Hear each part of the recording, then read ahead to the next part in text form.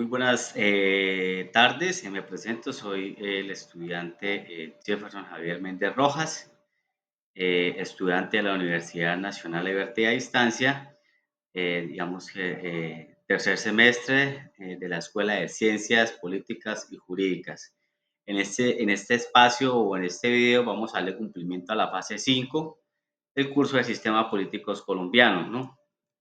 El cual obviamente en la guía digamos que nos pide como tal argumentar, digamos que las coyunturas políticas del sistema político colombiano y obviamente que nos permita a nosotros como estudiantes desarrollar un debate obviamente analítico, crítico con respecto a la evolución del sistema político desde una mirada, digamos que alternativa, inclusiva, pluralista, obviamente utilizando estos recursos digitales.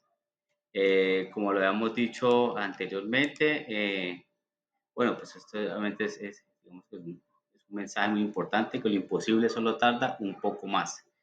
Autor José Luis Molina. La actividad como tal, denominada obviamente debate, cambios principales del sistema político colombiano a partir de la constituyente de 1991 y obviamente sus retos actuales. Argumentos a favor, obviamente tenemos los derechos fundamentales y dentro de estos derechos fundamentales, obviamente está la protección de los derechos humanos, ¿no? Digamos que la Constitución de 1991 definió obviamente a Colombia como un Estado social de derecho. Digamos que consagraron también una amplia gama de derechos fundamentales, digamos que también alineados a los acuerdos internacionales, como obviamente la Declaración Universal de los Derechos Humanos y el derecho internacional humanitario conocido como DIH, ¿no? Y esto permitió que, digamos que la implementación inmediata de derechos como el derecho a la vida, la integridad personal, la igualdad y el libre desarrollo de que la personalidad, entre otros, ¿no? También dentro de estos derechos fundamentales se encuentra el acceso a la justicia, ¿no? Obviamente, ¿qué hace este derecho? Es la creación de la figura, obviamente, de la tutela, que ha sido uno de, digamos que de los mayores logros, ¿no? Digamos que se ha venido proporcionando, digamos que este mecanismo por ser realmente rápido y efectivo para la protección de los derechos fundamentales, ¿no? Hay que tener en cuenta que la tutela, digamos que ha permitido que cualquier ciudadano, obviamente, pueda recurrir a, digamos que a la justicia de manera que expedita en caso de que, obviamente, de violación de sus derechos. Igualmente tenemos la libertad de culto. Dentro de la libertad de culto, obviamente hay dos puntos, está el Estado laico y la inclusión y la diversidad que es religiosa, ¿no? En el Estado laico, obviamente, la Constitución Política de 1991, digamos que rompió, digamos, como que con la hegemonía de las iglesias católicas, ¿no? Estableciendo, digamos, que un Estado laico donde se garantice que la libertad de culto, ¿no? Esto ha permitido, digamos, que los ciudadanos practiquen cualquier religión sin imposiciones, ¿no? Y promoviendo que la diversidad y el respeto que a las diferentes creencias. Como punto seguido, obviamente está la inclusión y la diversidad religiosa, es también una apertura, digamos que a múltiples religiones y obviamente también a la eliminación de qué, de privilegios, ¿no? Para cualquier culto específico. Esto ha fomentado una mayor inclusión y respeto, ¿por qué? Por la diversidad religiosa y también nuevamente reflejando un avance significativo hacia una sociedad que es más pluralista. Tenemos obviamente el régimen de inhabilidades.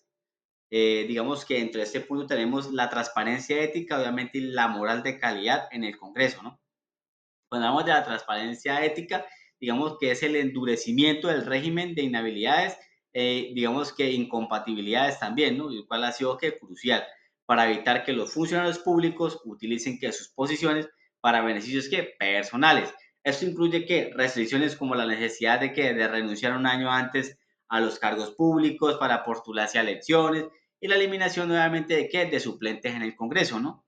Y como segunda medida, obviamente, la mejora de la calidad en el Congreso. Digamos que, aunque es debatible, la intención de estos controles era que mejorar que la calidad de los congresistas, asegurando que aquellos que eran elegidos fueran verdaderamente aptos y comprometidos con el servicio público.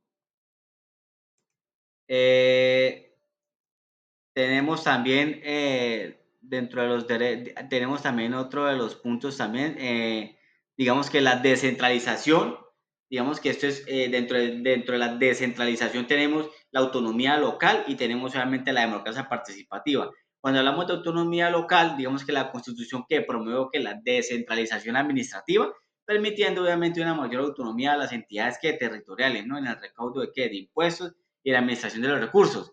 Esto ha facilitado, digamos que una gestión más eficiente y adaptada a las necesidades locales. Cuando hablamos de democracia participativa, obviamente es la elección popular de los alcaldes y los gobernadores. Esto ha fortalecido también que la democracia, permitiendo a los ciudadanos elegir, digamos que directamente a sus gobernantes, y lo que obviamente incrementa la responsabilidad y el compromiso de qué, de los mandatarios locales con sus comunidades. Seguidamente tenemos los argumentos en contra. Dentro de los derechos fundamentales, obviamente está la implementación incompleta, ¿no? Y tenemos obviamente el desconocimiento del ciudadano.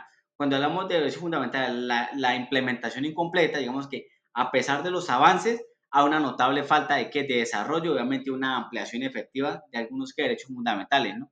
Muchos ciudadanos, aún, digamos que aún enfrentan dificultades para acceder a, ¿qué? A la justicia y ver sus derechos que plenamente reconocidos. Dentro de ese mismo derecho, obviamente, está el desconocimiento del ciudadano, digamos que es esa asimilación de los derechos consagrados en la Constitución es limitada, ¿no? Muchos ciudadanos no están completamente conscientes de sus derechos o digamos que de sus mecanismos, ¿cierto? Obviamente están ¿qué? Disponibles para qué? Para su defensa, lo que reduce el impacto positivo de estos cambios. Seguimos con la libertad de culto. Obviamente la libertad de culto también, obviamente conflictos religiosos y tenemos la educación que es religiosa, ¿no? Entonces, dentro de los conflictos religiosos, la libertad de culto ha generado que en algunos casos tensiones entre diferentes grupos religiosos, ¿no? Digamos que la coexistencia de múltiples religiones requiere un constante ¿qué? Esfuerzo por parte del Estado para mediar y prevenir obviamente estos conflictos. Cuando hablamos de educación religiosa, digamos que la libertad de la educación religiosa ha llevado que a debates sobre la inclusión, digamos que de contenidos religiosos en la educación pública, ¿no? Generando que controversias sobre el papel del Estado en la formación religiosa de qué, de los ciudadanos.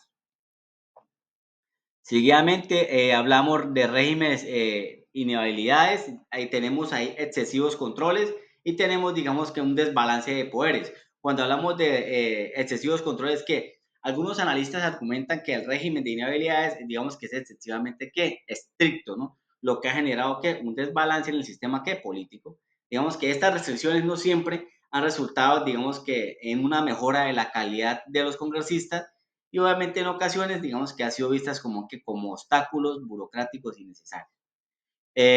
Balance obviamente de poderes, digamos que el enfoque, digamos que en el control del Congreso ha generado ¿qué? Una percepción distorsionada de la importancia relativa, ¿no? De esta rama, obviamente del poder. A veces en detrimento de un, ¿qué? De un equilibrio, digamos que adecuado en el nivel ejecutivo y el judicial.